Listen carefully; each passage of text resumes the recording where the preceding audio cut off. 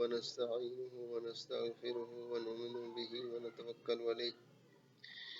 ونعوذ بالله من شرور أنفسنا ومن سيئات أعمالنا من يهده الله فلا مضل له ومن يضلله فلا هادي له أشهد أن لا إله إلا الله وحده لا شريك له وأشهد أن محمدا عبده ورسوله اللهم صل على سيدنا مولانا محمد وصحابه سيدنا مولانا محمد وبارك وسلم۔ آج جو گفتگو ہوگی وہ سورت اسرا آیت نمبر 83 سے کچھ آیتوں کا مفہوم عرض کرتا ہوں۔ اللہ تبارک و تعالیٰ نے شیطان سے فرمایا کہ جا پھر ان میں سے جو تیرے پیچھے چلے گا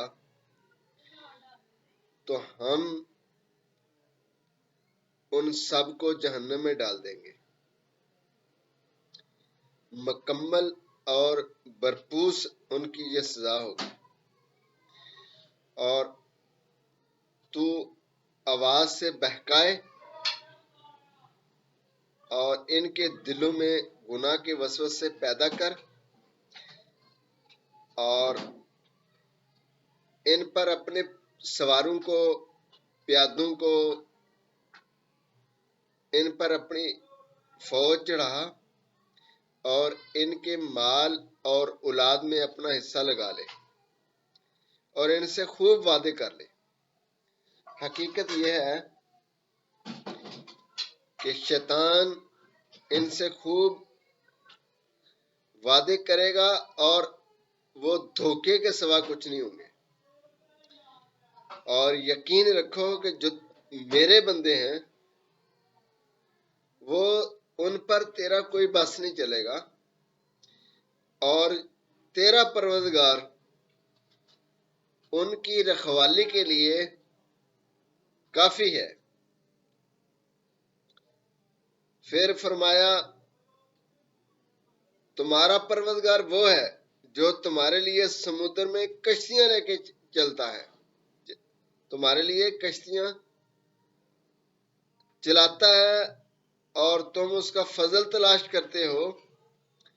یقین وہ تمہارے ساتھ بڑی رحمت کا معاملہ فرمانے والا ہے۔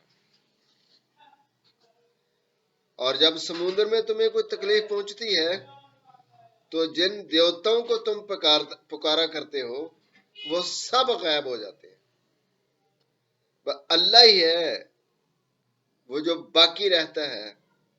پھر جب تمہیں بچا کر خشکی پر پہنچا دیتا ہے تم اس سے منہ موڑ لیتے ہو، اور انسان جو ہے وہ بہت ہی ناشکر ہے۔ تو کیا تمہیں اس بات کا کوئی ڈر نہیں رہا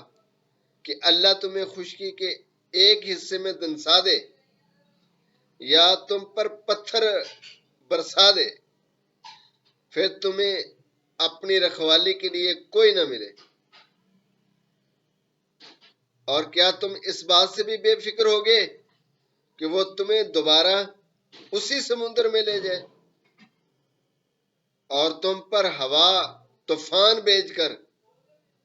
تمہاری ناشکری کی تمہیں سزا دے دے، اور اس معاملے میں تم پھر اللہ کا پیچھا بھی نہ کر سکو؟ حقیقت یہ ہے کہ ہم نے آدم کی اولاد کو عزت بخشی اور انہیں خشکی اور سمندروں میں سواریاں مہیا کیں، ان کو پاکیزہ چیزوں سے رزق عطا فرمایا اور ان کو اپنی بہت سی مخلوق پر فضیلت بخشی۔ اس دن کو یاد رکھو جب ہم تمام انسانوں کو ان کے اعمال ناموں کے ساتھ بلائیں گے، پھر جنہیں ان کا اعمال نامہ دائیں ہاتھ میں دیا جائے گا تو وہ اپنے اعمال نامے کو پڑھیں گے اور اس پر ریشہ برابر بھی ظلم نہیں ہوگا۔ جو شخص دنیا میں اندھا بنا ہے اور آخرت میں بھی وہ اندھا ہوگا، بلکہ راستے سے اور زیادہ بہکا ہوا ہوگا۔ دنیا میں جو اندھا ہے حق کو دیکھنے سے محروم رہے گا، چنانچہ وہ آخرت میں نجات کا راستہ نہیں دیکھ سکے گا۔ اور اے پیغمبر، جو وحی ہم نے تمہارے پاس بھیجی ہے، یہ کافر لوگ تمہیں فتنے میں ڈال کر اس سے ہٹانے لگیں گے، یہاں تک کہ تم اس کی بجائے کوئی اور بات ہمارے نام پر گڑھ کر پیش کرو گے۔ اس صورت میں تمہیں اپنا گہرا دوست بنا لیتے ہیں۔ اگر ہم نے تمہیں ثابت قدم نہ بنایا ہوتا تو تم بھی ان کی طرف کچھ نہ کچھ جھکنے کے قریب جا پہنچے ہوتے، اور اگر ایسا ہو جاتا تو ہم تمہیں دنیا میں بھی دگنی سزا دیتے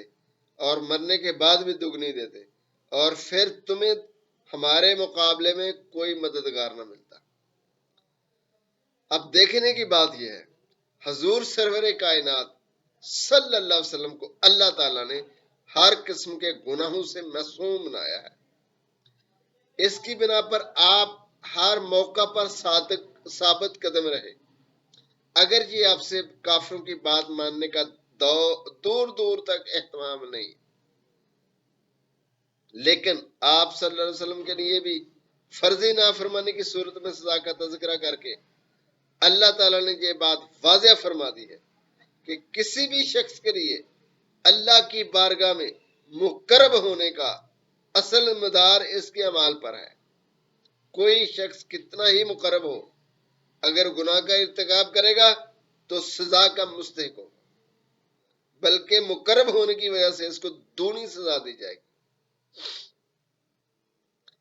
اس کے علاوہ یہ لوگ اس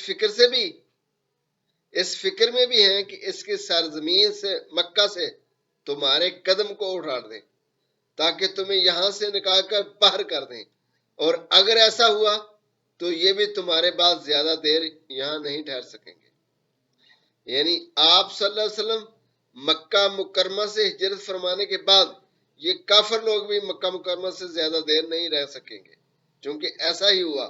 ہجرت کے 8 سال بعد مکہ مکرمہ فتح ہوا،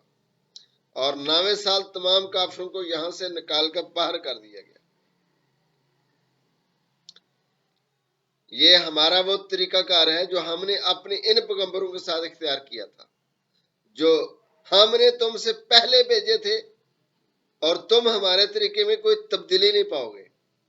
اور اے پیغمبر، سورج ڈھلنے کے وقت سے لے کے رات کے اندھیرے تک نماز پڑھو،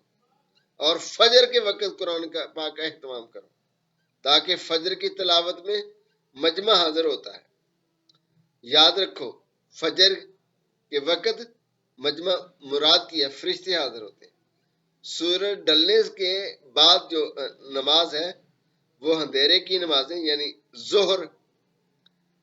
رات کے اندھیرے سے مراد وہ عشاء کی نماز، مغرب کی نماز، اور یہ فجر، ظہر، مغرب، عشاء، یہ چاروں نمازیں جو ہیں ان کا ذکر کر دیا گیا،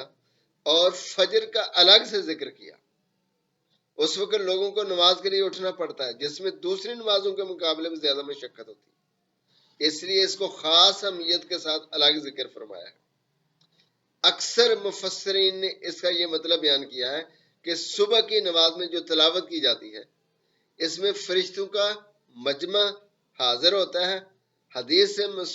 معلوم ہوتا ہے کہ انسانوں کی نگرانی کے لیے جو فرشتے مقرر ہیں وہ بار بار اپنے فرائض انجام دیتے ہیں، باری باری۔ چنانچہ ایک جماعت فجر کے وقت آتی ہے جو سارا دن اپنے فرائض انجام دیتی ہے، پھر دوسری جماعت شام کو عصر کے وقت آتی ہے۔ پہلی جماعت فجر کی نماز میں آ کر شریک ہوتی ہے، اور بعض مفسرین نے کہا ان سے نمازوں کی حاضری مراد لی ہے، یعنی فجر کی نماز میں چونکہ نمازیوں کی حاضری کا موقع دینے کے لیے اس نماز میں لمبی تلاوت کرنی چاہیے۔ اللہ تبارک و تعالیٰ قرآن کو سمجھنے کی ہمیں توفیق عطا فرمائے۔ وما علینا الا البلاغ المبین۔ السلام علیکم ورحمۃ اللہ وبرکاتہ۔